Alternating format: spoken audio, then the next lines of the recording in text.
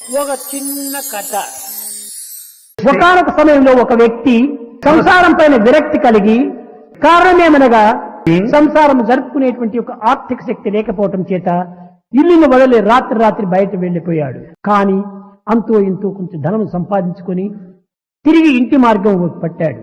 ఆ ఇల్లును వదిలే సమయంలో ఒక చిన్నారి బిడ్డ, ఒక కుమారుడు ఉండేటువంటి వాడు. అతనికి తండ్రి యొక్క వాత్సల్యం చేత ఆ కుమారుడు ఎంతనో ఆనందంగా కాలం గడుపుతూ ఉండేటువంటి వాడు. తండ్రి యొక్క ఎడబాటు చేత ఏ బుద్ధి తెలియనటువంటి పిల్లవాడు ఆ మనోవ్యత చేత క్రమక్రమేణా ఆ చింతన చేస్తూ మరణించాడు.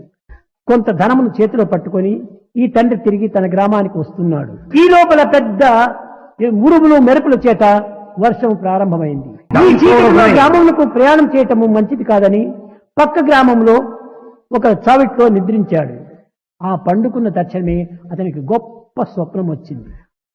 ఆయన ఒక మహారాజుగా అయినట్టు, ఆయన బంగారు సింహాసనం పైన కూర్చున్నప్పుడు దాసదాసీలందరూ సేవలు సలుపుతున్నట్టు, అతనికి 6 మంది బిడ్డలు ఉండినట్టు, వారందరూ కుమార రాజుల వలె బాగా గొప్పవారుగా ప్రవర్తిస్తున్నట్టుగా కనిపించింది. తాను ఆనందిస్తున్నాడు ఆ స్వప్నంలో. బాణం పైన పవడించాడు.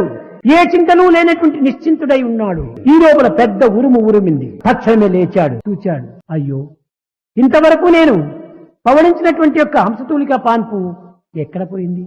నేను గొప్ప మహారాజుగా ఉండినానే, ఆ మహారాజు యొక్క స్థానం ఎక్కడ పోయింది? దాసదాసీలతో సేవ కల్పిస్తున్నటువంటి నాకు ఈ సేవకులు ఎక్కడ పోయారు అని విచారణ చేశాడు. ఇదంతా స్వప్నము అని నిరుత్సాహపడ్డాడు. ఆ 6 మంది కొడుకులు కూడా కనిపించలేదు. తెల్లవారు లేస్తానే ఇంటికి వచ్చాడు. ఇంటికి వచ్చిన పతిని చూచి ఆ ఇల్లాలు గొర్రెలను ఏడ్చింది. పాపం, ఒకవైపున పతి ఇల్లు చేరాడని సంతోషము, మరొక వైపున కుమారుని పోగొట్టుకుంటునే అని దుఃఖము. ఆ తండ్రి మన కుమారుడు ఎక్కడ అని ప్రశ్నించాడు. నీ వియోగం చేత మరణించినాడు అని చెప్పింది ఆ యొక్క ఇల్లాలు. స్తంభించిపోయాడు ఈ వ్యక్తి. ఏమాత్రము దుఃఖం రాలేదు, ఏమాత్రము ఆనందం కలగలేదు. అతను కేవలం ఒక విధమైనటువంటి శిలారూపుడుగా నిలిచిపోయాడు. భార్య పట్టి ఊహించింది. ఏమిటండి, కుమారుడంటే ఎంతో ప్రేమగా ఉండినటువంటి మీరు కుమారుని యొక్క మరణ మాత్రం ఇంత వినగానే నీకేమాత్రము దుఃఖం లేకపోతుండదే, ఇది కారణం ఏమిటి? నిన్నటి దినం రాత్రి ఆ చావిట్ లోపల నాకు ఒక కల వచ్చింది. అందులో నేను శ్రీమంతుడిగా ఉంటున్నాను. నాకు 6 మంది కొడుకులు ఉంటున్నారు. హంసతూలిక పాన్ పైన పవడించినాను. దాసదాసీలతో సేవలు జరిపించుకున్నాను. కానీ ఇప్పుడు ఆ 6 కొడుకులు పోయారు. ఇప్పుడు ఆ 6 కొడుకులు పోయారని వారి కోసం ఏడ్చేదా, ఒక కొడుకు పోయాడని వీడి కోసం ఏడ్చేదా? ఎవరి కోసం నేను ఏడ్చాలి? వారందరూ స్వప్నములోని పుత్రుడు, జాగ్రత్తలోని పుత్రుడు. జాగ్రత్తలో స్వప్నం లేదు, స్వప్నంలో జాగ్రత్త లేదు. కానీ స్వప్నంలోన నేనున్నాను, జాగ్రత్తలోన నేనున్నాను. నేనొక్కటే రైట్, ఇంకా అవన్నీ కూడా నాస్తి. 2 స్థానంలో ఎందుకు ఉండినటువంటి వాడు నేను.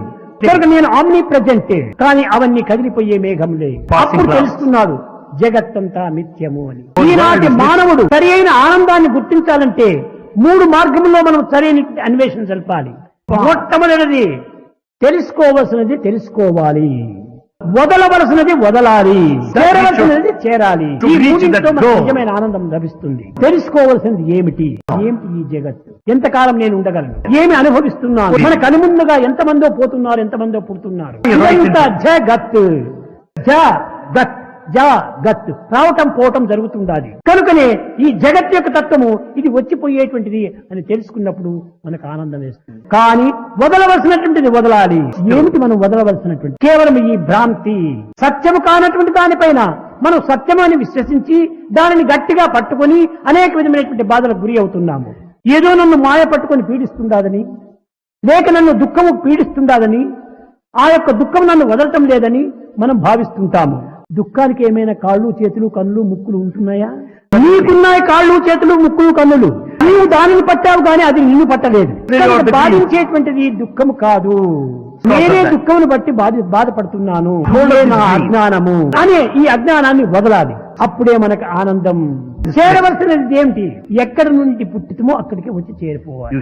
ఆత్మ నుండి వచ్చాము, ఆత్మకు పోయి చేరాలి. కనుక ఆత్మ శాశ్వతము, అదే సత్యము, అదే నిత్యము, అదే అమృతత్వము. ఇలాంటి దీంట్లో మనం ప్రవేశించాలి. అప్పుడే మనకు నిజమైన ఆనందము.